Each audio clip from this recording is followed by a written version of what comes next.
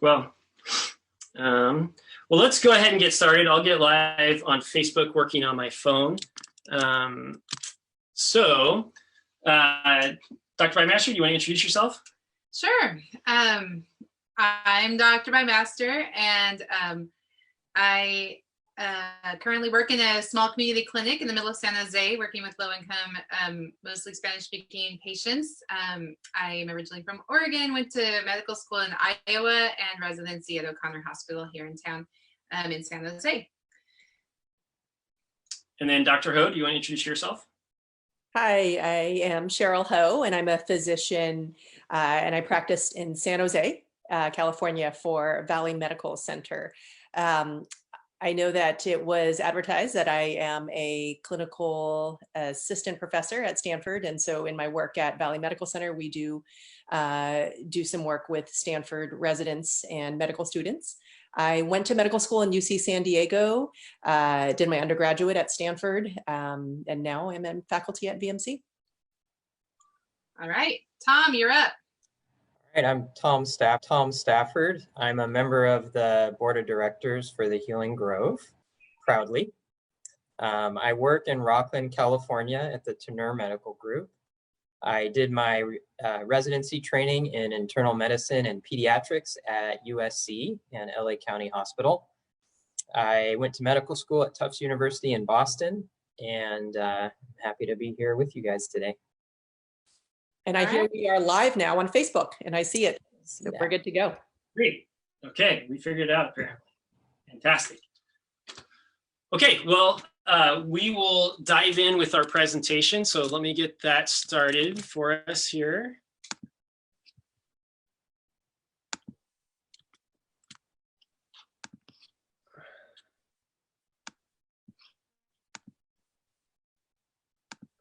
Okay. Well, I'll introduce myself. So my name is Brett Bymaster. I'm Executive Director of Healinggroove Health Center. So let me say just really quick what Healinggroove Health Center is. So Healinggroove Health Center is a new organization that's bringing Christian healthcare to the Valley. And we're trying to change the paradigm from just visiting the doctor to actually achieving holistic wellness. And we think that we can do that through place-based community care. In other words, caring for an individual community, as well as faith-based community care, that the transformation from visiting the doctor to achieving wellness is through the path of Jesus. And so our mission is to share the love of Jesus through healthcare, soul care, and culture care in order to bring the healing of the nations to our community and the world beyond. So if you want to keep up with us, you can check us out at healinggrove.org/coronavirus, and we're doing daily updates there. And Dr. Bymaster shared a really interesting article there yesterday, so check that out and keep up to date. If you have a question, I encourage you to go ahead and type it in the Q&A section in Zoom, or if you're on Facebook, you can just put a comment there. We'd love to get your questions, and we'll have more Q&A time at the end. So go ahead and type your Q&A question in now so that you don't forget by the end, okay? So I'm gonna go ahead and, well, just overview of what we're gonna do. We're gonna talk about epidemiology and transmission. We're gonna talk about prevention.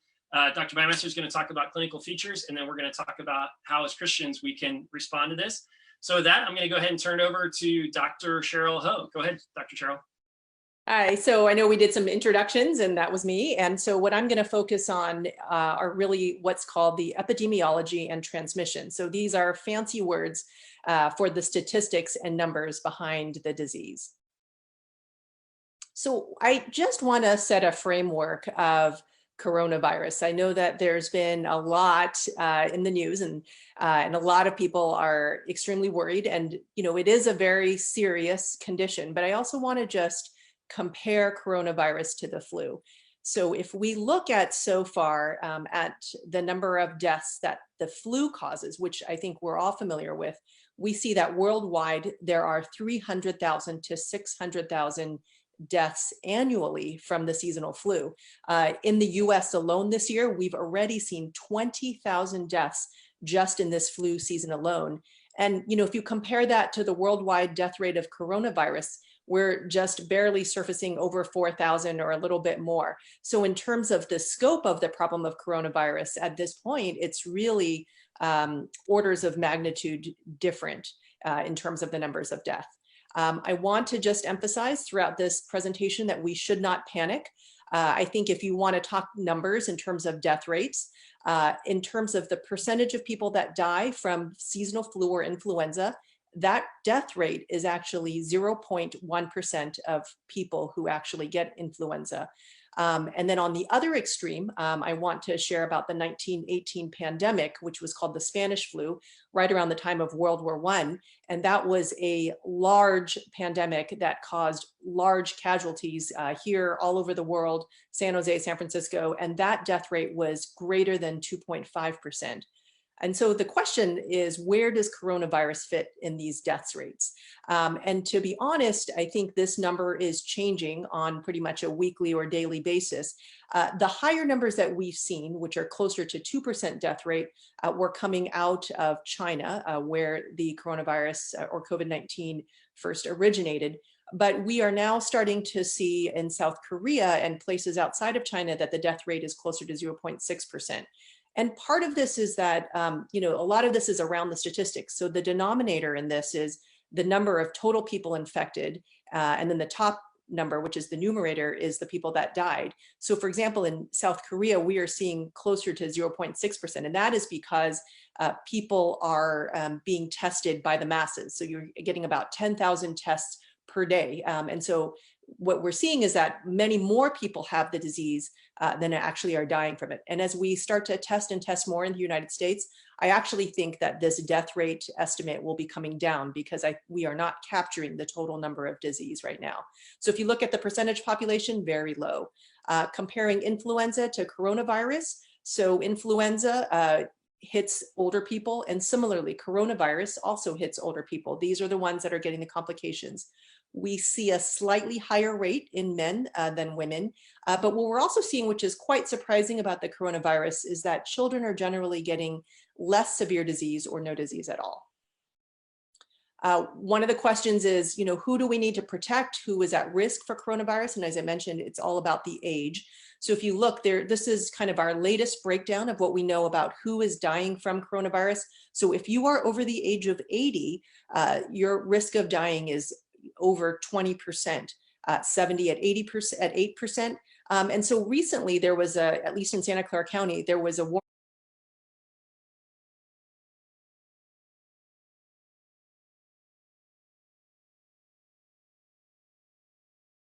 of 80, your risk of dying is over 20%, 70 at 80% at 8%. And so recently there was at least in Santa Clara County, there was a warning about people over the age of 50. And that's because at the age, which I, to be honest, don't consider that old, but over the age of 50, the mortality rate we are seeing at about 1.3%, but quite low in comparison to those that are over 80. How is it transmitted? So it is presumed, and like most other coronaviruses, presumed to be by what's called respiratory droplet. And so as we see the person sneezing, that is how it's presumed to be passed. We say presumed because that's the most likely form. There are things that we just don't know about the coronavirus. There are specimens that can be seen in stool and blood, but we are not convinced necessarily, or nor do we know that they are passed in that way. And what we do know is that people with and without symptoms can transmit the virus. And that is, I think, what is worrying and concerning most for much of the population now. In terms of incubation period, I think we've heard the days 14 days a lot in the media. And that's because that's a very conservative estimate of when it is safe after exposure. And so that's presumed to be the incubation period. But in all truth, most of the cases are appearing about 5 days after exposure. There's this fancy term in epidemiology called R0, which basically is a fancy term to mean the average number of people who will become sick from one infected individual. And so again, just to put COVID-19 into context, the seasonal flu, for every one person that is sick, about 1.5 people will get sick from that one person.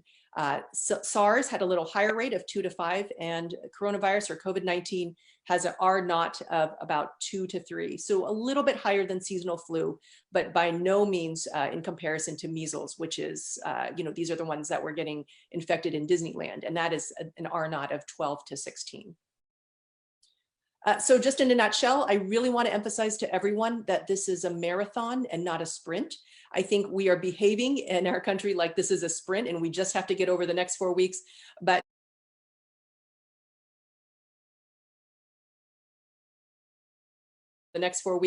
but to be honest, this is likely going to be something that we're going to be dealing with for quite a bit of time. I want to just summarize that there are fewer deaths overall from coronavirus than there have been from influenza this season. The death rate is slightly higher, but not dramatically higher than those with influenza, but it is more so in those that are older and with chronic illnesses. And the other final point that I made is that it's more contagious than the flu, but less than SARS or measles. And I just want to bring this point. I just think it's a little ironic. So on the bottom right-hand corner is an electron microscopy picture of the coronavirus. So if you see, the reason it's called corona is because it looks like a crown. And so the middle picture there is a crown. And it just begs the question for those who are Christ followers in this season, who is your king? And that is, I think, to me, kind of the underlying question to all this. Is your king going to be fear?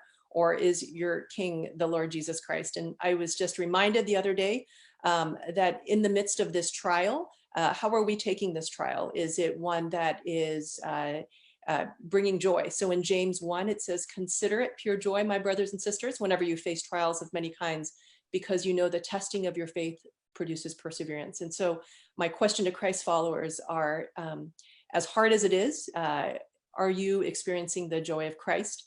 And I think as Christ followers, what is most important in this time is really our response.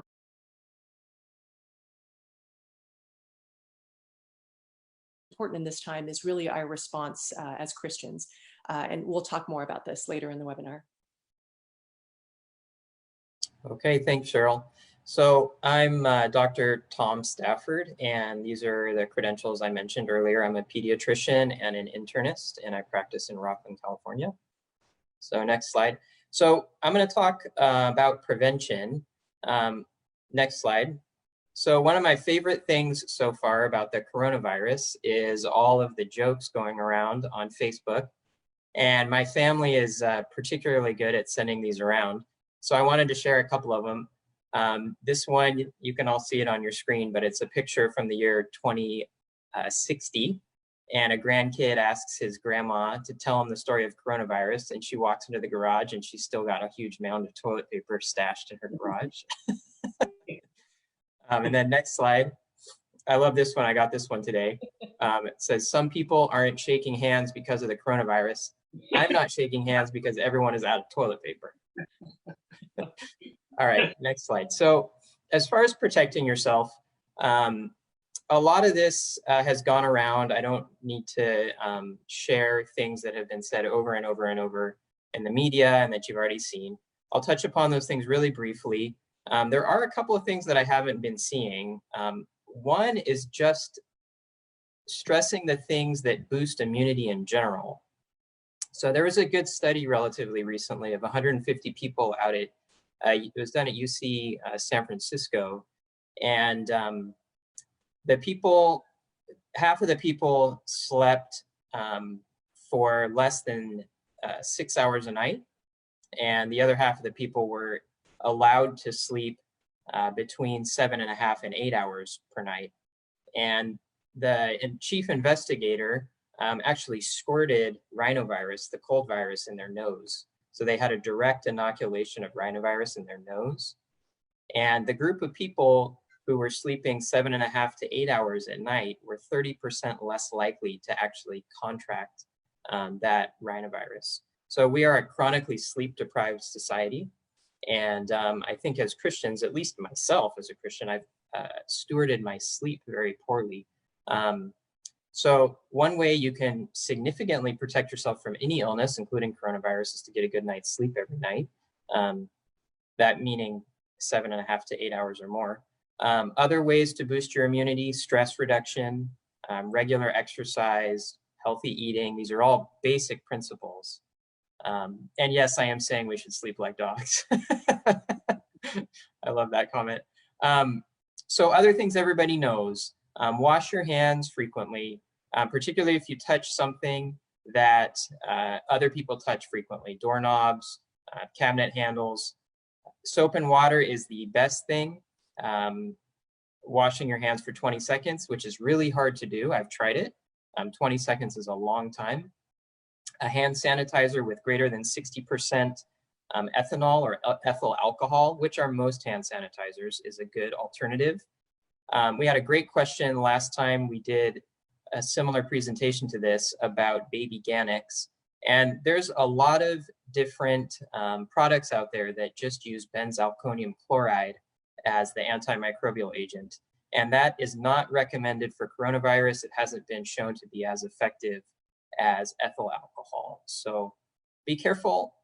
There's a lot of hand sanitizers out there and hand sanitizing products out there where that's the active ingredient. And that's usually okay and good, but in this instance, we want to use the stuff that we know works. Another funny Facebook post, wash your hands like you've been chopping jalapenos and you have to remove your contact lenses. I think I would spend about 20 seconds washing my hands there. As far as protecting yourself goes and cleaning surfaces, the EPA has a really good list that I just found the other day, and they're all products that are approved and known to kill coronavirus.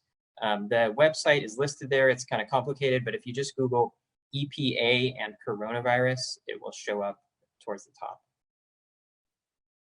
As far as travel goes, the CDC updates this regularly.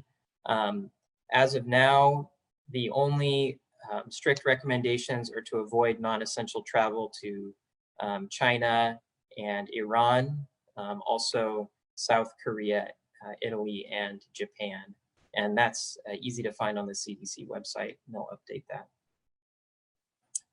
So it's important to talk about masks because there's a lot of misunderstandings about masks. It's not all that complicated. There's no need to wear an N95 respirator mask. That's the one on the bottom right there. Those N95 respirators protect against viruses that are spread through respiratory means, whereas the coronavirus is predominantly droplets. The only time that you would need to wear a mask, however, is if you yourself are sick to protect other people, or if you are close to actively caring for somebody who has coronavirus. Otherwise, when you're out and about in the community, there's really no reason to just wear a mask. Next slide. As far as protecting others goes, the Santa Clara Public Health Department is putting regular updates on their website, and they have recommended starting 12 a.m. on March 11th for 3 weeks, I guess it's a legal order, that there should be no mass gatherings of greater than 1,000 people, all in the same room. So that doesn't mean that you should cancel church. If your church has more than 1,000 attendees, you can be creative, see if you can have extra services, use multiple rooms. We just don't want to have more than 1,000 people in one room or one place. Next slide. I found this information interesting, and I haven't seen it out there much. As far as the coronavirus itself and how long it can live on surfaces, it's really quite variable. It depends on temperature, humidity, so there's no hard and fast answer to this. It also probably lasts longer on hard surfaces than soft surfaces like clothes and pillows, although those things are able to harbor the virus. So there's just a list here, lasts longest on metal, plastic, ceramics, 5 days, less time on latex or aluminum, and that slide is pretty straightforward. All right, thank you, Tom.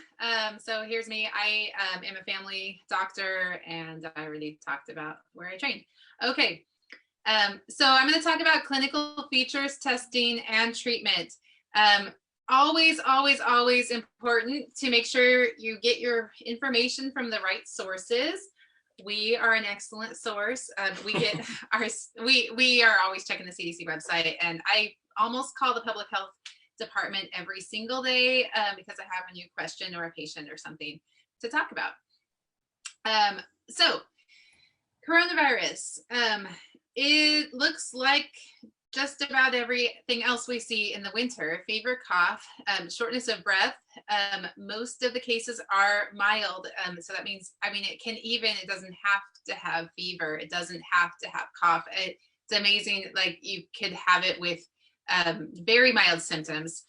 The second week, we're learning, is possibly more severe than the first week, which is a little bit unusual. So this would be an illness that starts out somewhat mild and can progress to a little bit more difficult that second week. Obviously, as we've mentioned, people who are elderly, have compromised immune systems or chronic diseases, anyone who has any kind of medical frailty is going to be more affected than those who are young and healthy. And then males greater than females, we don't completely know why, but it also may be partially related to smoking patterns in populations where sometimes males are more likely to smoke, and that of course puts you at greater risk of a respiratory infection.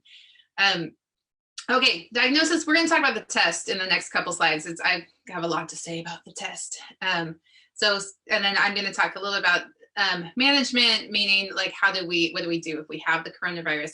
Most people have to stay home and have a lot of chicken soup. There isn't a cure, there's not a vaccine, although these things are both in production. Very encouraging data out there from some early clinical trials already happening for both a medicine and a vaccine. And so right now it's supportive treatment. It's fluids, rest, Tylenol, ibuprofen, chicken soup. So testing. Okay, here's the deal about testing. We in the United States were not able to get our act together so that we could get tests into the hands of people on the ground in a big way. So we have a few tests that are coming from the CDC to health departments. That the tests, because we have so few, are being rationed, and they're saved for the most sick people, the most high-risk people, the people who they're really worried about. And so people who are regular people with maybe milder illness, maybe don't need to be hospitalized, likely to survive it at home with their chicken soup, those people don't get tested by the health department as of now. We're really hoping that the CDC will produce more tests and allow this to be more possible to test like a larger body of people very soon. But so far, that's where we're at. Quest and LabCorp got testing approved, which is fabulous. So I am able to order tests at Quest.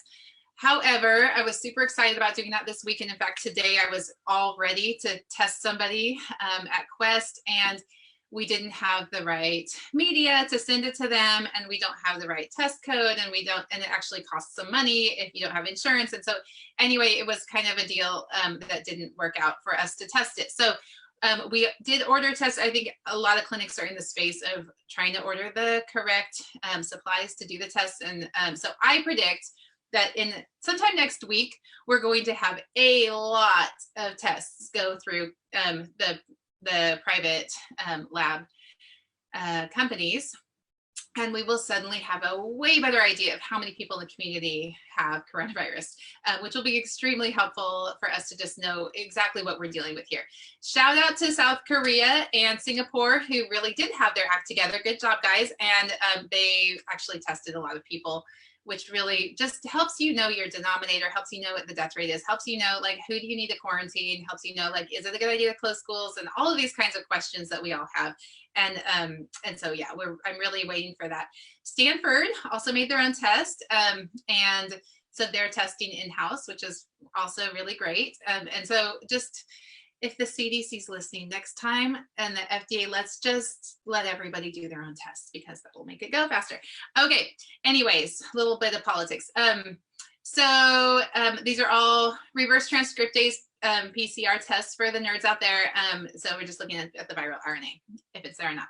If you're sick, stay home, eat your chicken soup. If you have a moderate illness, stay home and watch for any signs of worsening. And we really, really, really are looking for those really persistent fevers, that severe cough, and especially the shortness of breath if you just feel like you can't get air. It's normal if you're having a big coughing fit to feel like you can't breathe in that like second of the coughing fit. So that's not what we mean. What we mean is if you're having just trouble breathing in general, like you just can't move enough air, then please go to the hospital or call your doctor.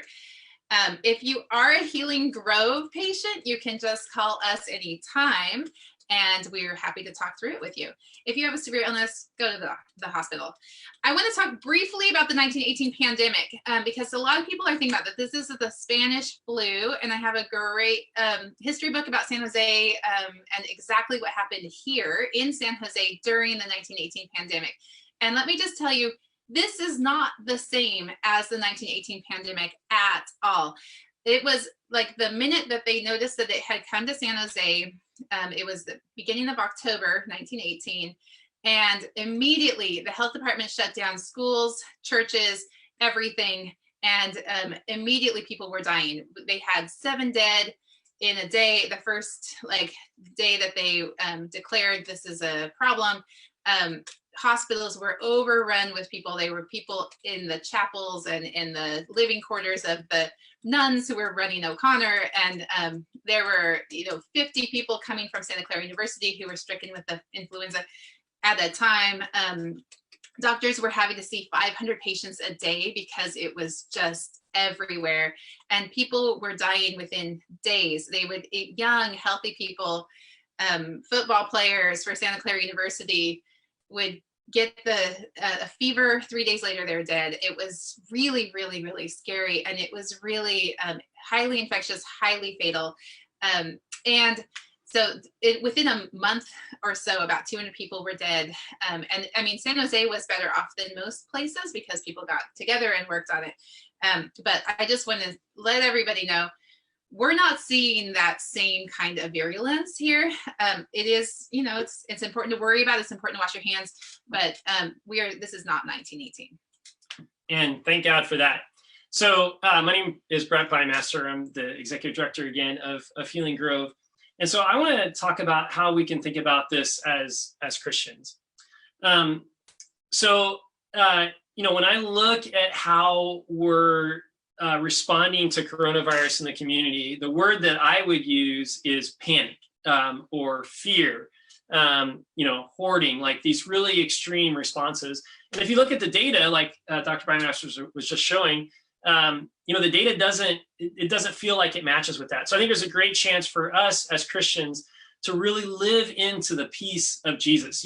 Jesus said, "Peace I leave with you, my peace I give to you." And so I think there's this great chance for us to go out in our communities and not be troubled and not be afraid, because we know that we have eternal life in Jesus. And that's just such a great promise. And I think we need to be the peace to our neighbors and our communities. The second thing I think we need to think about as respond to coronavirus is the way Jesus responded to contagious diseases. So here I have a photo of a man that's suffering with leprosy. Leprosy is really cheap and easy to cure today. Tragically, there's still a large number of people with leprosy because they're too poor to afford the $100 it costs to treat it. Angie and I have actually been to a leper colony in Africa, and it's heartbreaking. Jesus' first response in Luke 5, when he saw a leper, was to reach out his hand and touch the man. And I think it's so interesting that Jesus touched the man first and healed him second. And I think that is a sense to which Jesus had no fear of the disease, and even more so how Jesus wanted to touch this man in his state of disease. I think that's a beautiful call for us as Christians to go out in the community without fear and to be willing to touch the sick. When Jesus healed the paralytic coming through the ceiling, he healed this man for a specific purpose. He said, "I want you to know that the Son of Man has authority on earth to forgive sins." And so I think there's an opportunity for us to think about how do we go out in the community and help people that are dealing with sickness and disease so that we can show that Jesus has authority to forgive, authority on earth to forgive sins. And third, I think it's really important that we respond not out of fear, but of power and love and self-control. And I think what that looks like is in our prayers and in our thoughts, we need to spend more time praying for boldness than we do for safety. You know, when the apostles got out of prison, the first thing they did was not to pray that they wouldn't go back to prison. The first thing they did was pray for boldness. And so I think there's a real opportunity here for us to pray for boldness. So some examples of people who have done this in the past: the Alexian brothers were an order that began in Belgium during the Black Plagues in the 1400s, which, you know, wiped out hundreds of millions of people, like decimated a third of the population of Europe, which didn't recover for 300 or 400 years. And the Alexian brothers' first response to the Black Plague, they were sending people out of the community, out on the edge of town to die. And instead of running away from the sick, the Alexian brothers ran towards the sick. And that is where we got the Alexian Brothers Hospital here in San Jose, which became Regional Medical Center. And I think it's a great example of Christians who respond without fear and with power and love and self-control. Another good example is our friend, Dr. John Fankhauser, who is the former chief medical officer of Valley Medical, as well as Mara Dorado, both of whom went to Liberia during the Ebola crisis. We think that coronavirus might have somewhere between 0.6 and 2% death rate. In Africa at that time, Ebola was having as high as 80% death rate. And these two people went and served, even though the risk was so high, which is really out of their desire to serve Jesus and out of their knowledge that even if they did die, that their eternal life with Jesus was set, which I think is a beautiful response. So I want to just share really briefly a little bit about Healinggroove Health Center, and then we'll go to Q&A. To do that, I want to share just a quick 2-minute video. So if you can just watch this with me. This video is with a young lady named Kathy. And I think this video shows why we want to do Healinggroove Health Center, why there's a need for this. So tell me your name. My name is Kathy Barajas. And how old are you, Kathy? I am 18. Great. So you're a senior in high school now. Tell me about your family situation. Tell me about why you might be interested in becoming a Healinggroove member. I come from a family of immigrants. My mom is an immigrant and she immigrated here 18 years ago. Due to her status, she is not able to, receive health care. And so whenever she suffers from injuries or, is ill, she's not able to go receive the kind of care that she needs to get better. And I think Healinggroove is a really good opportunity for her to finally receive that healing that, we've longed for so long. And what kind of medical care does your mom need? What challenges does she face? I think due to her job, my mom is, she washes dishes throughout the week at a restaurant, and on weekends she cleans houses. Those are very, physically consuming jobs, and I think a lot of times the kind of pain that she has to face isn't really addressed. She has faced several injuries. She's fallen a couple times. Actually remembering one time she received a chemical burn from the dish soap in her hands, and there wasn't much we could do about it. A lot of the time she has joint problems, so she kind of just has to work through the pain. Oh, that's tough. And so when she does get injured now, where does she go? Nowhere. We kind of just gotta deal with that at home. And so how do you think Healinggroove would be able to change her life? I think she'll finally be able to get the care that she deserves. Everyone deserves health care, I think, and her inability to get it actually, I think, just keeps her from being able to, just thrive. So Healinggroove Health Center's mission is to look at what it requires to provide really high quality healthcare to low income uninsured folks in our community. The way we do that is we offer memberships to people who have means, who have insurance. Those memberships cost about $200 a month. And each person that pays for membership funds 2 low income people to be able to access our clinic. And with that membership, you get unlimited primary care. You get the personal cell phone of your doctor. You get personalized care. You get same day appointments. You get that relationship with your doctor. And most importantly, you get spiritual Christian care from your physician, which now that O'Connor Hospital closed, there is no Christian healthcare in Silicon Valley. And so we think this is a great way for you to engage both in sharing the love of Jesus with our lower income friends and neighbors, as well as getting great healthcare yourself. So we love to partner. So if you have a church or if you're interested in volunteering, please talk to us. We'd love to partner with you. We'd love to do prayer ministry. We'd love to get you involved in what we're doing. I should note that there's one person not on this call. That's Lourdes Sarmiento, who is our Spanish speaking staff pastor. And if you know Lourdes, she is amazing. So we just signed a lease on a 4,500 square foot space. It's a really large space. And we are looking at building that space out. So we're doing a capital campaign for that. And so I want to invite you this Saturday to join us at 10 a.m. We're going to be at the space. We just signed the lease. We just got the keys. So you can join us at 10 o'clock. We're going to have a big load of Sharpies. And we're going to be out there literally writing our prayers in the wall. We're going to be blessing this space and claiming it for Jesus. And I think, this is a space where we're going to see a lot of healing. We're going to see a lot of lives change. We're going to see miracles. And I think if we want that, we have to prepare the space by blessing it in prayer. So I'd really like to invite you to come out 10 o'clock this Saturday, 226 West Alma.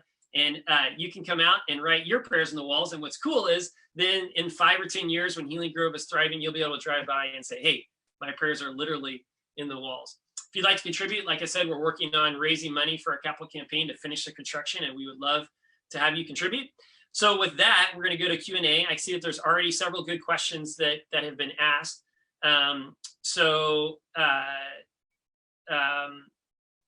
Let's see. There was a really good question here. One of you guys, yeah.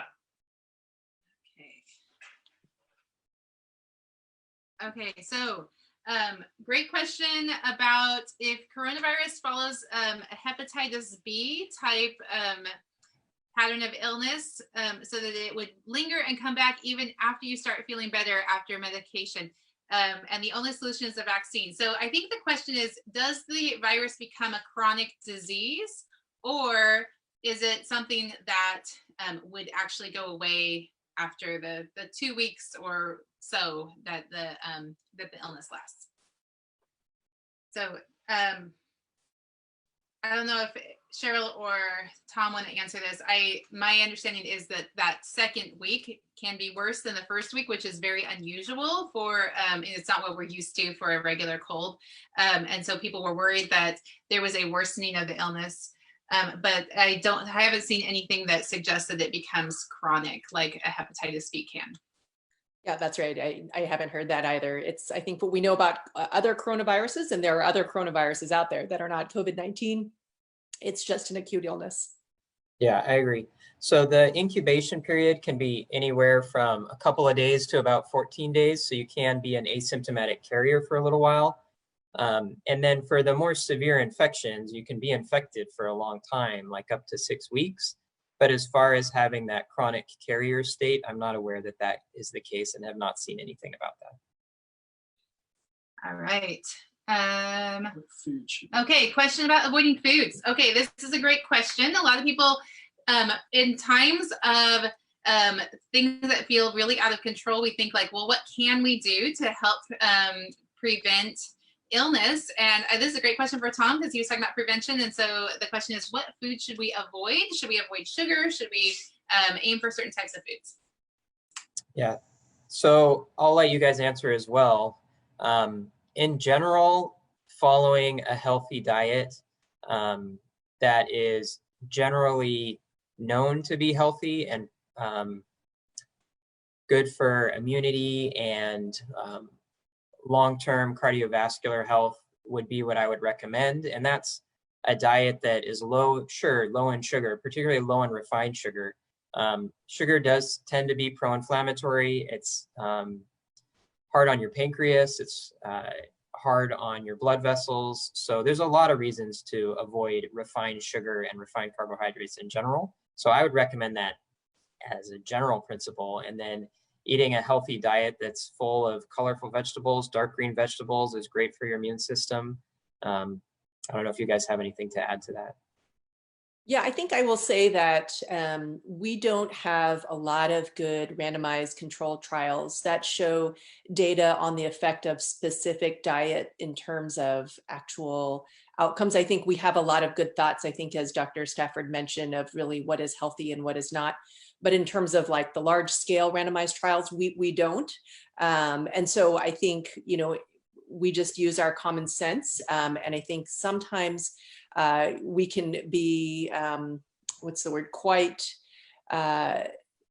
maybe specific or particular about recommendations, but to be honest, the medical literature has not fully borne that out yet.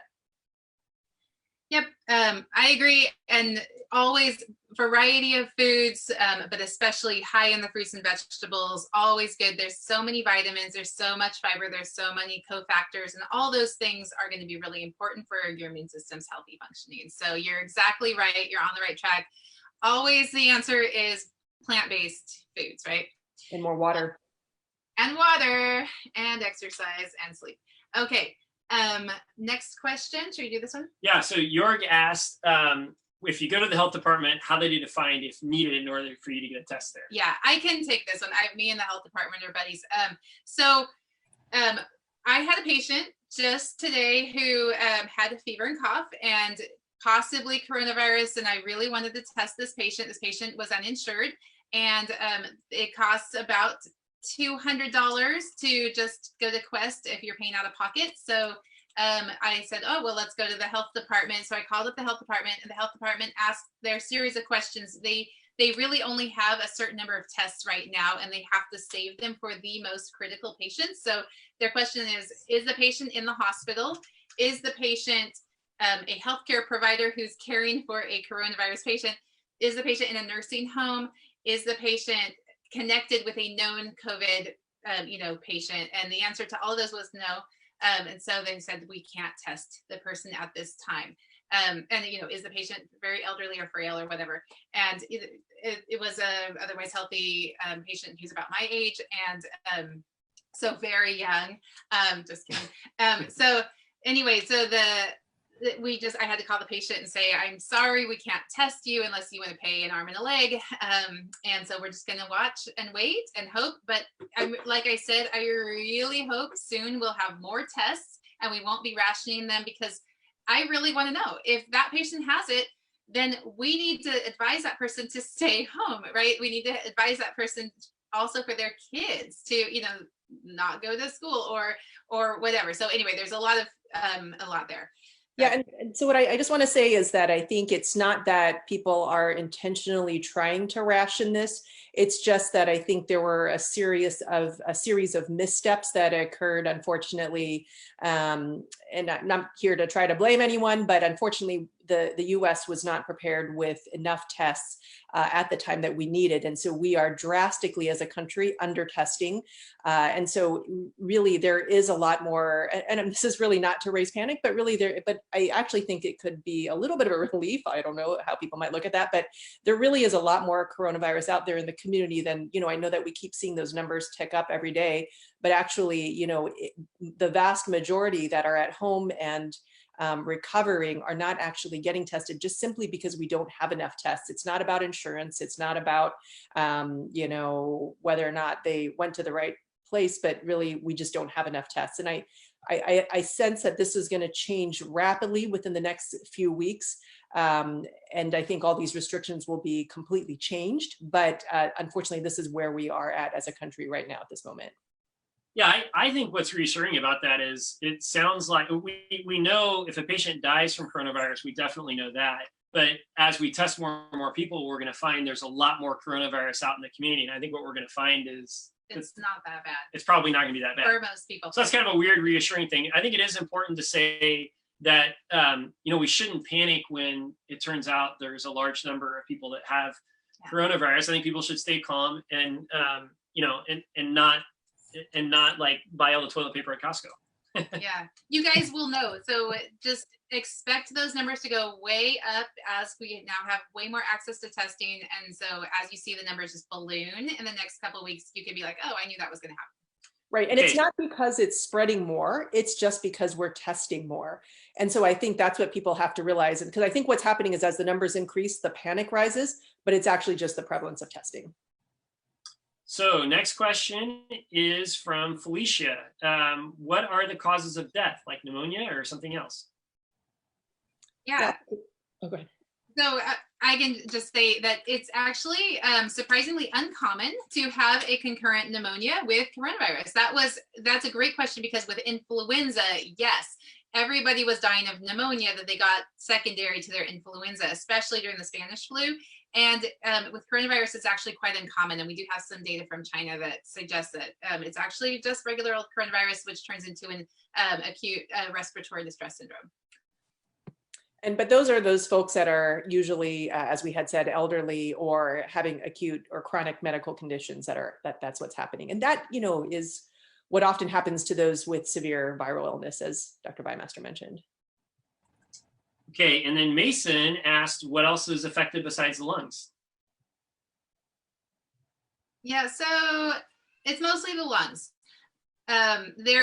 We are finding the virus in other places, blood and stool being two of them, but we're not seeing dysfunction in other places. I don't know if Tom wants to weigh in on this one, or Cheryl. Yeah, it's predominantly a respiratory pathogen.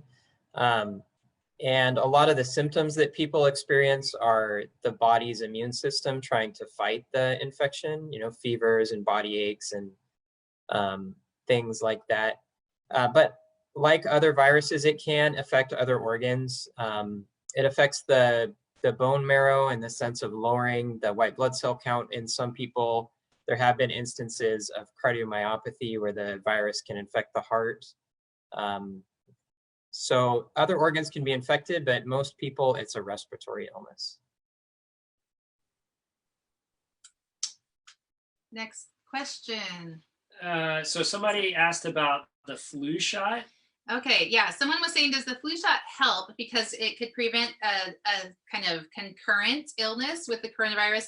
And the answer is yes, but not for the reason you say. So if you look at Cheryl's original slide about comparing the influenza with coronavirus, the flu shot prevents influenza, which is far more deadly at this point. Not deadly because of it being more virulent, but it's just so much more out there, so much more commonly affecting people.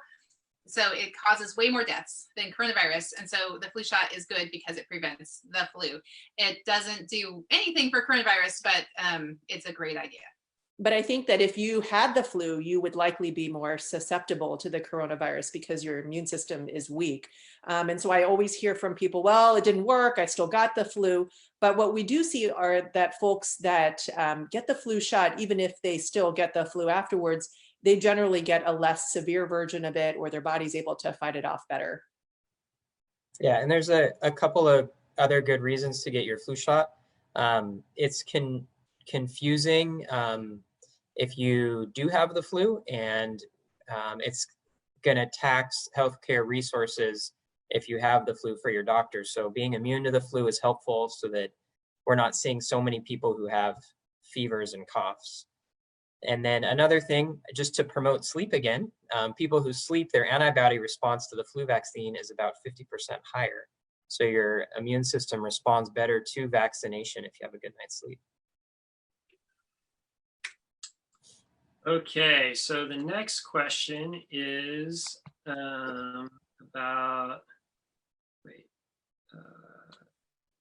okay. Oh, May asked where I could find out about vaccines that are in clinical trials. So I posted the CMDA podcast that talks about that. I don't know if you know where else to find that. You probably can't get the vaccine that's in clinical trials right now. There's a whole process that the FDA has people go through that involves giving it to different levels of people based on their need. And especially with something so new, there's just, it's complicated, but eventually, and hopefully soon, we will have a vaccine. Okay, would those who have asthmatic conditions need to use inhalers on a regular basis? Would they be in a higher risk category? I would say for at this point, it's really about the age, I think is really the huge factor that is really in high risk. Now, I think that anybody that has, conditions such as diabetes or cancer that can affect your immune system, those will put you at more risk to get the disease. And then I think if you were to get the disease and you had asthma, I think asthmatics do have a longer course of illness for any upper respiratory infection. I don't know how other folks might want to answer that though. Yeah, I would just say use your inhaler if you have symptoms. And if you don't have symptoms, using an inhaler more than usual probably won't help and may actually make things worse, given that most inhalers that people with asthma have are either like an albuterol type inhaler, which will just make you jittery and uncomfortable. And if you have a steroid type inhaler, we don't want to lower the immune system by using too much steroid in the setting of coronavirus. Somebody asked about what if you're working in an outpatient clinic and you're worried about bringing a gift home to your family. So I can speak about that as the husband of a doctor. So my lovely wife has brought home bed bugs on multiple occasions. Ringworm? Ringworm. Yeah, that was a fun one. Oh, lice. That can be entertaining. So we have had all kinds of scourges. As well as many respiratory illnesses. Yes, thank you. You're welcome. Do you have any advice for her, or just? We're terrible at it, apparently, because we bring them home. So yeah, maybe one of you guys should answer this. I think part of me is a little reassured as we talked about that it's more in the community than we realize. It's funny, the children are actually not getting sick. There are no deaths under the age of 9. And so actually I told the children may be vectors, meaning that they may be the spread of illness. I think if you're particularly concerned, I think one intervention could be when you get home, you take a shower or you change your clothes or you make sure you have a really good hand washing when you hit the door. So that's probably what I would say. Yeah, I do that anyway, even when coronavirus isn't around. When I leave the office, I have hand sanitizer in my car so that my hands are clean when I come home if I touch anything.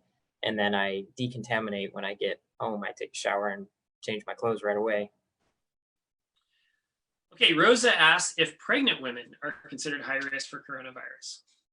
So I have seen a lot of stuff coming out recently about pregnancy, and what I'm seeing so far is that people are very interested in this population and they want to know, and that people aren't really sure yet. We do know that pregnancy is definitely a special condition, and there are some concerns about immune system being different in a pregnant person, and that we just want to treat them with extra special care. But I haven't seen a whole lot of data. It's I think it's just early. I will say that we in China there were reports of pregnant women with coronavirus who had babies, and it was good to know that coronavirus did not spread to the newborn, and so is not an in utero spread, and so that confirms more of that respiratory illness piece. So Tim said that there's a lot of local tech companies that are asking people to work from home. What are your thoughts on that? So personally, I really appreciate that because traffic is better. So if everybody just wants to stay home, that's fine with me. Not really. So is that like, for young people, is that really required, or is that unnecessary panic, or like, what do you think? I think it makes a lot of sense if you're sick. So if you have a runny nose or a cough or a fever, it's a really good way to not spread whatever it is you have, whether it's influenza or rhinovirus or coronavirus or whatever. As a general preventative measure of just asymptomatic people staying home, I don't think it's necessary. I don't think it's supported by the CDC or the WHO at this point in our country. So I would say it's a good idea if you're sick, but if you're not sick, it's not really necessary. Yeah, in my opinion, it's a little weird that we're having all these people who are young and asymptomatic stay home, and yet the kids are going to school and we aren't testing people who actually have fevers and coughs in the community. So the whole, the way that we're going about this is very odd, but you know, I think we need to make up our mind. Are we going to really test and quarantine and take it super seriously, or are we going to just go on with business as usual? Right. I think all this talk about what we call social distancing, you know, I think that really was started, you know, they did that in Wuhan and in China really to prevent or to cause containment of the virus. But I actually think in US that the cat's out of the bag, we're actually past containment. And I don't actually think, you know, I'm not sure this is reassuring to everyone, but I actually think that we're not able to contain at this point because it really is already quite out in the community more than we ever realized.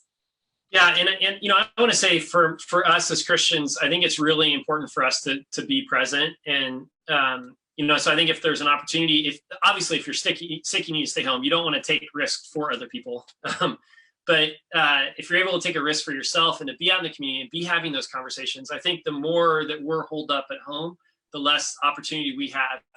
And I think it's really important to say that we have such a golden opportunity here to share our faith, to say why it is that we have peace, to say why it is that we don't need to stockpile on toilet paper, to say why it is we aren't buying masks because we're more concerned about other people's health than our own. And so I think the more that we can be out in the community having those conversations, it's just such a good opportunity. And I think also supporting the economy. You know, we saw a massive stock market crash yesterday because of panic. And so again, as Christians, I think we can be, you know, forces of positive in a really scary world. And the more we're out, the more we can do that. So I think we answered all the questions. Yeah, and it's about time for us to end. So I want to thank everybody for taking the time to be on this call. If you're excited about Healinggrove, I want to invite you to get involved. Send me an email if you're interested. Oh, actually, there's one more question. One more question. It's okay, Chris. Joined late. Chris, we'll talk to you tomorrow about that. Okay. Do we know the point at which a person who contracted COVID-19 is most contagious? Yes, but you guys might know. Cheryl or Tom? I don't think anybody knows at this point, but I think what makes the most sense scientifically is when they're having symptoms, because that's when you're sneezing, that's when your nose and your secretions are all over the place and you're wiping and you're getting it all over. So, just like any other viral illness, it's when you got symptoms. Yeah, so around 5 days, which, that's when your symptoms appear for 5 days after exposure, almost always. And of course, you don't know when you're exposed, so that doesn't help. All right, well, if I could ask, let me say one thing. Dr. Angie and Dr. Cheryl will be Healinggrove staff once we get started. And Dr. Angie is stepping down from her job on Thursday, and so she's going to be unpaid Healinggrove staff until Healinggrove starts. So we're definitely looking for people that are interested in supporting Healinggrove. Dr. Stafford is one of our board members and potentially a future Healinggrove staff member if God wills that. So maybe just to finish up, Dr. Stafford, if I could ask you to pray to close us out. Sure, yeah. Father God, we are thankful that your word tells us that you're sovereign, God, that you are completely sovereign, that there's nothing outside of your control and understanding. We're thankful that your word tells us that you're completely good, and that there's meaning and purpose in our trials. And we are grateful for the opportunity as people who follow you to live walking in your spirit, walking in the truth of who you are, Jesus, in our lives, even in the midst of things that spread fear and panic around us. I pray that we can walk in peace, that the truth of your gospel would go before us, and that we would be lights for you in this time. God, we pray for our world and our country, that this particular virus would not be as bad as some people seem to think, that you would protect and watch over our country and our world, and be guiding your people to share your healing and your truth. We ask these things in Jesus' name. Amen. Amen. All right. Thanks everybody for joining. And we will see you on Saturday at 10 o'clock at Healing Grove to fill the space with prayer. All right. Thanks.